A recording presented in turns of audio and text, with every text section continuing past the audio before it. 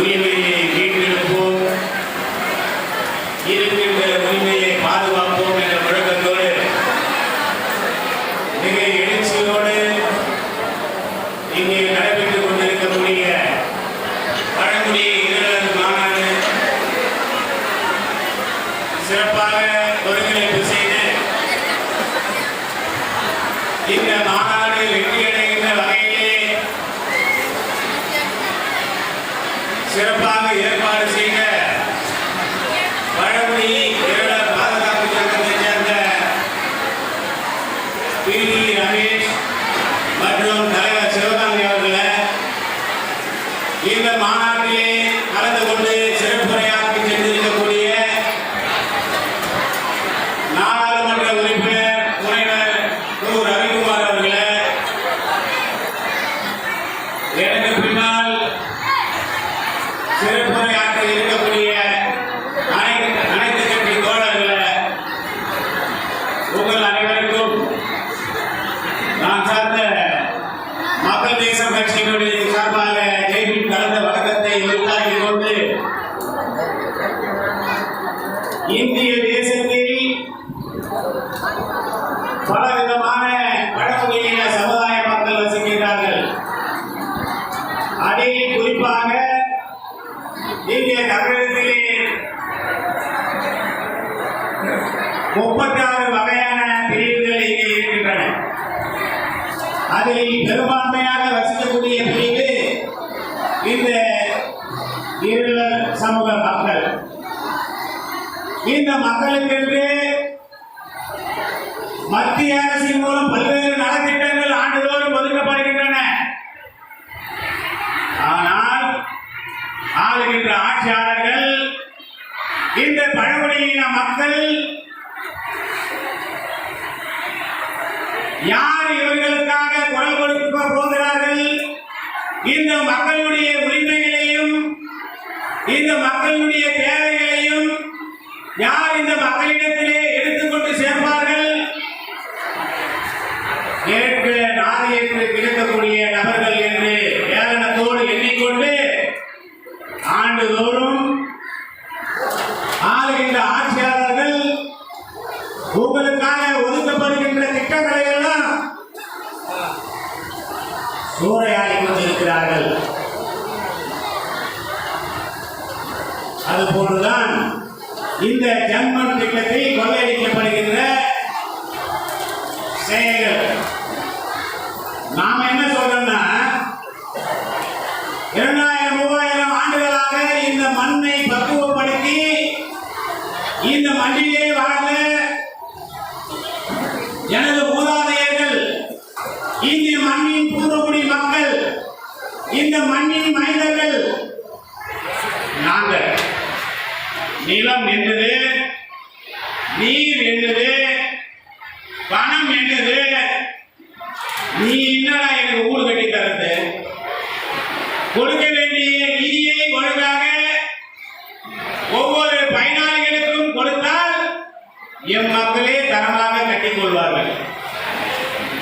நாங்கள் வீடு கட்டி தருகிறோம் என்ற பெயரில் இடைத்தரகர்களிடம் இடைத்தரகர்கள் ஏறிவிட்டு ஒரு வீட்டின் மதிப்பு 5,09,000 ரூபாய் என்றால் அந்த வீட்டினுடைய மொத்த செலவும் குறைந்தபட்சம் 3 லட்சம் ரூபாயில் அந்த வீட்டை தரமற்ற முறையில் கட்டி கொடுத்து விட்டு 2 லட்சம் 1 லட்சம் இது போன்று கொள்ளையடித்துக் கொண்டிருக்கிறார்கள். கட்டுமான பொருட்கள் எல்லாம் விலை உயர்ந்திருக்கின்றன. 100 ரூபாய் சிமெண்ட் மூட்டை விற்றது இன்றைக்கு 500 ரூபாய் விலை உயர்ந்திருக்கிறது. இரும்பு கம்பிகள் எல்லாம் விலை உயர்ந்து விட்டன. கொத்தனார் கூலி 1500 ரூபாய் கேட்கிறாரு. பெரியார் கூலி 1000 ரூபாய் கேட்கிறாரு. சித்தார் கூலி 800 ரூபாய் கேட்கிறாங்க. இப்படிப்பட்ட சூழல்ல இந்த பழங்குடியின மக்களுக்கு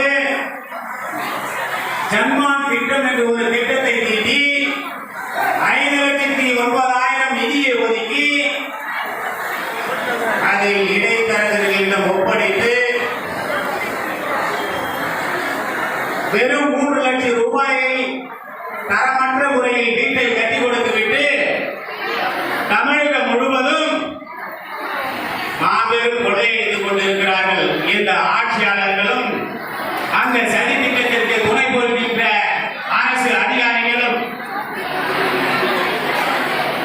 இந்திய அரசியலமைப்பு சட்டத்தின் பிரிவு 275 ஒன்றின் பிரகாரம் பழங்குடியின மக்களுக்கு தெரு அமைத்தல், குடிநீர் வசதி ஏற்படுத்தி தருதல், தெருவின் விளக்குகள் அமைத்து தருதல், வறுமை கோட்டில் இருப்பவர்களுக்கு இருசக்கர வாகனங்கள் கொடுத்தல், 1 ஏக்கருக்கு குறைவாக நிலம் வைத்திருக்கக்கூடிய இந்த பழங்குடி இருளர் மக்களுக்கு விதைகள் அனைத்தும் இலவசமாக வழங்கப்பட வேண்டும், உரங்கள் அனைத்தும் இலவசமாக வழங்கப்பட வேண்டும் என்று பல்வேறு திட்டங்கள் இந்த மக்களுக்காக ஒதுக்கியும் கூட இந்த மக்களுக்கு இன்றளவும் சென்றடையவில்லை. ஆளுகின்ற ஆட்சியாளர்கள், அரசு அதிகாரிகள் கூட்டு சதி செய்து கொண்டு கொள்ளையடித்துக் கொண்டிருக்கிறார்கள். அப்படித்தான் 2020ஆம் ஆண்டு திருச்சியிலே தங்க பொண்ணுன்னு ஒரு அம்மா பழங்குடி இருளர் சமுதாயத்தை சேர்ந்தவங்க. உண்மையிலே அந்த அம்மா இறந்து போயிட்டாங்க. பிரதமர் வீடு வழங்க திட்டத்துல அந்த அம்மாவுடைய பெயர்ல அந்த அம்மாவுடைய புகைப்படத்தை ஒட்டி இந்த 5,09,000 ரூபாய் கொள்ளையடிச்சிருக்காங்க அரசு அதிகாரிகளும், அந்த வீட்டை கட்டி கொடுத்த ஆட்சியாளர்களும். இதை கட்டி கொடுத்த எங்களை போன்ற சமூக ஆர்வலர்கள் உதயகுமார் என்ற ஒரு தோழர் சென்னை உயர்நீதிமன்றத்திலே வழக்கு கொடுத்து அதை நிரூபித்து அங்கே பழங்குடியின மக்களுக்கு எதிராக அந்த இருளர் மக்களுக்கு கிடைக்கக்கூடிய திட்டங்களை எல்லாம் அரசு அதிகாரிகளும் அரசியல்வாதிகளும் கொள்ளையடித்திருக்கிறார்கள் என்பதை 2020ஆம் ஆண்டில் எடுத்துரைத்தார்கள். அதுபோன்றுதான் 2016 முதல் 2021ஆம் ஆண்டு வரை கிட்டத்தட்ட இந்தியா முழுவதும் இந்த பழங்குடியின மக்களுக்காக கிட்டத்தட்ட 5 லட்சம் வீடுகள் ஒதுக்கப்பட்டன. இந்த 5 லட்சம் வீடுகளில் 2,80,000 வீடுகள் மட்டுமே கட்டி கொடுக்கப்பட்டது. கிட்டத்தட்ட 2,20,000 வீடுகளுக்கு மேல் கட்டி கொடுக்கப்படவில்லை. இந்த மக்களுடைய பணத்தை எல்லாம் சூறையாடி கொண்டிருக்கிறார்கள்.